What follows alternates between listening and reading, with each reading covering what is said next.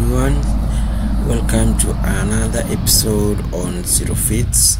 And on this particular episode, I'm actually cycling from Nairobi to Lodwar, and I will just show you part of the clips that I was able to capture during my ride, which was Nairobi to Lodwar. Came to about 700 kilometers approximately, and I did it in 2 days.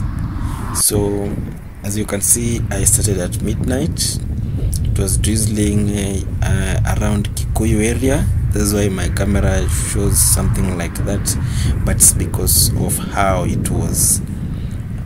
But past Zambezi it was a bit dry, but as I went along past Limuru, started to become very chilly, and that's why at Flyover I had to take a pit stop to buy some black coffee at Ruby's Enjoy Cave.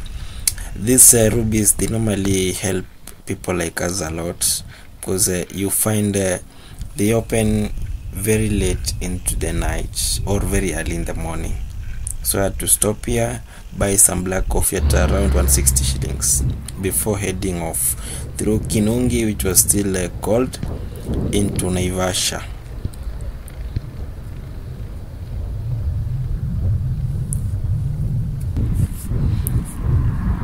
So cycling at night requires that you be visible, and also yourself, you can also be able to view the place where you are passing. You can be able to see it clearly. So you need good lights, both front lights and also back lights. Then be self-sufficient, like you can fix your own puncture so that you don't waste time, and then you avoid any inconveniences. So that's why I was able to even get to Nakuru within 5 hours, though I was a bit late because of the cold. I had earlier scheduled to be past Nakuru at 5 a.m. exactly, or even 4:30. Maybe next time I can try and do better. But on this particular episode, I can say I really tried my level best, especially bearing in mind that I was doing it alone without support.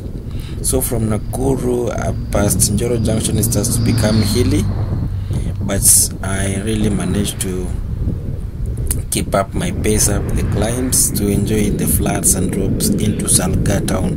So Salga town actually is a center, small center. I see people buy plots or they sell plots around the area. It is the center at the bottom of such one treacherous climb. So that place is what is called Salga, but the climb itself, it is such one. It's about 15 kilometers, and you don't have to fear it.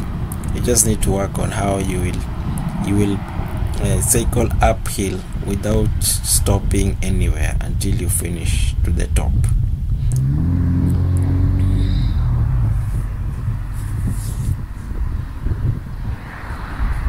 You can see here it rained a bit. It is muddy. I wouldn't want to go to the mud, so I just go up to Mau Summit. That's where I intended to take my breakfast.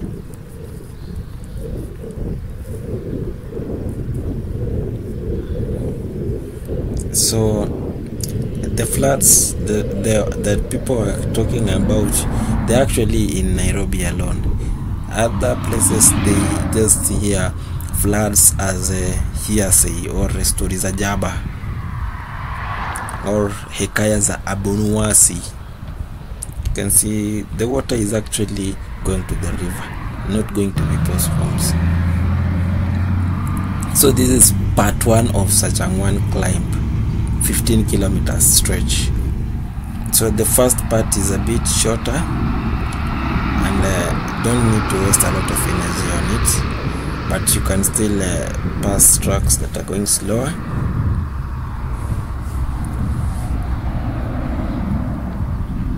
And work on your tempo, can decide to off saddle if you have the gas, or you can decide to just spin.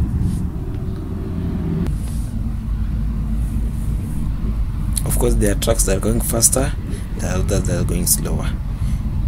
If all comes to us, pick a track and then draft behind it, or even hang on it. There's no fence. This is a climb. But as like I've told you, this is a very, you don't need to fear it. So this is part 1. That is, we finished with part 1. This place, even it has a U-turn. It can deceive you that you are done with the climb. That's what it did to me the first time.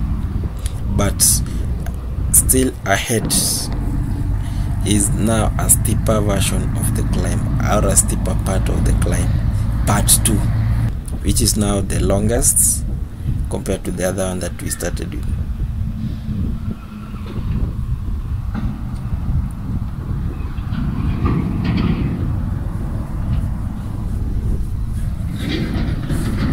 And if you want to reduce time you waste in a climb, finish it all, finish it completely, then you can rest, or you can do whatever you want to do.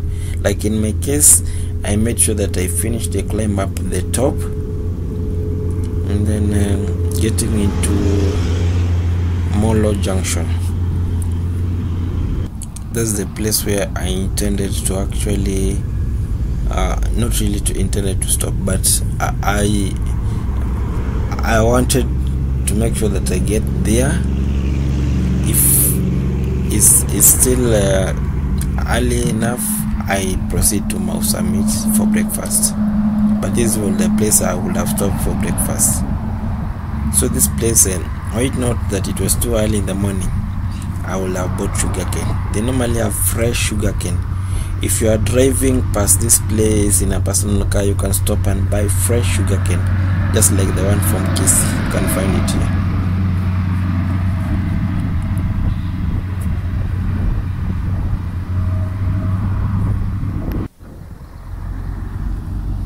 So from here up to Mau Summit, it's less than 5 kilometers.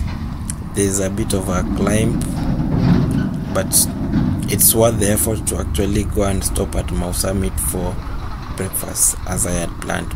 By the time I get to Mau Summit, it will be close to 200 kilometers, and then 100 kilometers to Eldoret. I stopped there for like an hour and left at around some minutes past 10, trying to target to get to Eldoret at 1 p.m. between 1 p.m. and 2 p.m. so probably at 1:30 p.m. So from here, it was now getting a bit warmer, so I could take off my jacket and remain with the arm warmers, which I'll remove much later. But from here, the climbs, they start to get a bit tough. There are some like about 35 kilometers of up and down, though not all of them are tough. There are like 3 of them that are tough, but like I said, if you work on a tempo, you can just pass all through without much struggles, meanwhile enjoying the view.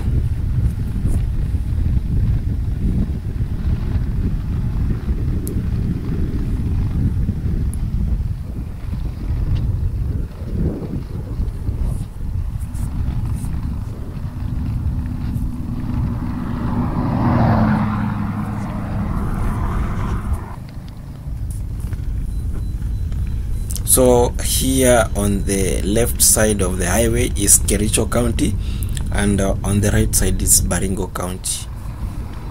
But it's not for long. We'll be done with this stretch in a few kilometers to come, past the equator at Timboroa, as we venture into Uasin Gishu County. So up to now, if you are following, we started with Nairobi County, got into Kiambu County, then a bit of Nyandarua County at Flyover, and then from there Nakuru County, and then from Nakuru County we are here where we are actually passing in between Kericho County on the left and Baringo County on the right, but then we'll be headed to Uasin Gishu County.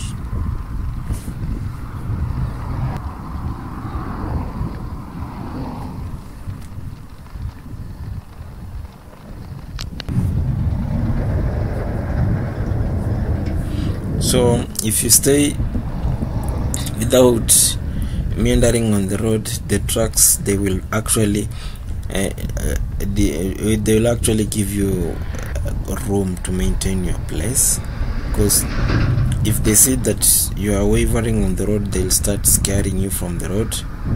But if you stay steady, it's very good to learn to stay steady on the road.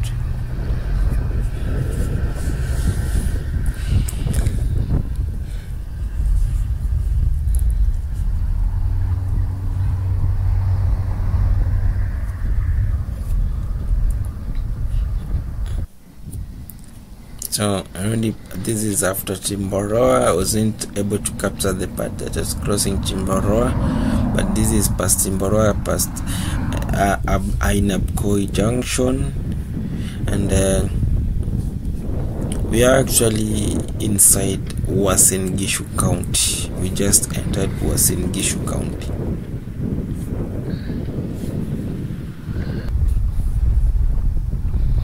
And from here it starts to become like a TT section. Very nice for people who likes to spin after you have suffered in the climbs from Nakuru town after Marsabit. Baada ya Bateso ni faraja. So you put jembe, or you put the bigger chain ring for that matter, and if you have TT bus you can use them. There are a few climbs, but they are not so tough. You can easily overcome them with the good cadence.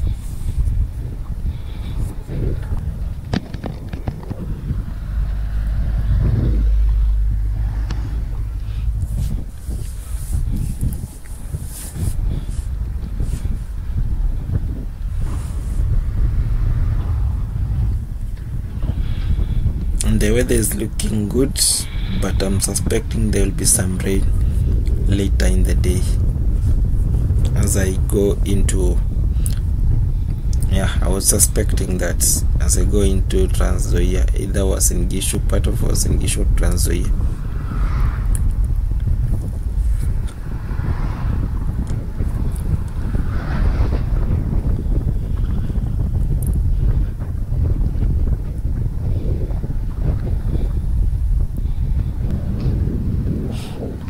We are into the burnt forest. So burnt forest, I'm told the Wazungus named this place the burnt forest, but the Kenyans could not be able to pronounce the word burnt forest properly, so they ended up calling it burnt forest. So you might look for the burnt forest one that you got to see it, but you'll never find it. Yes.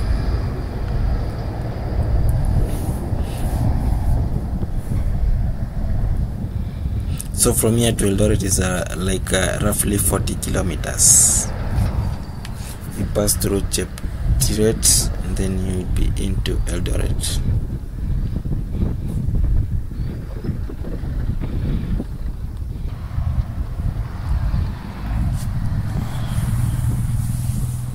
Just like that, we are into Eldoret, the home of champions. And not really the home, but the city of champions. My good friend here, met my good friend here, Robin, and he asked him to help me with the shoot as I get into the city, but probably he will not help me past there because now I'll continue alone. But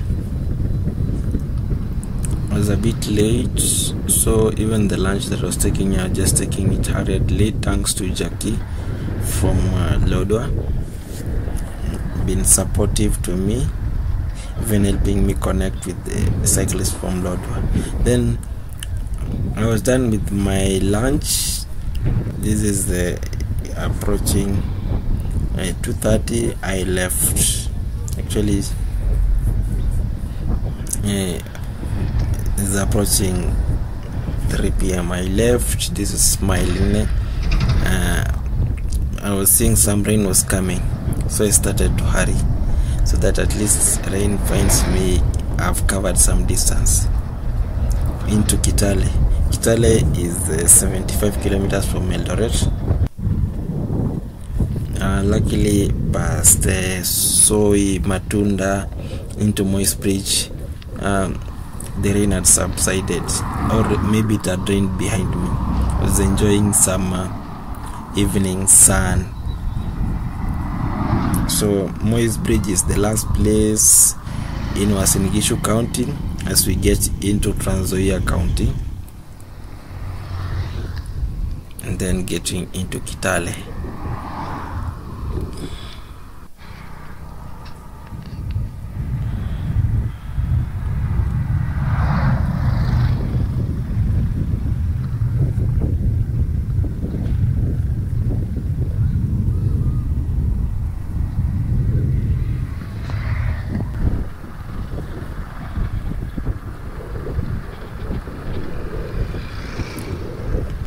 Finally, he gets into Kitale in Trans Nzoia County.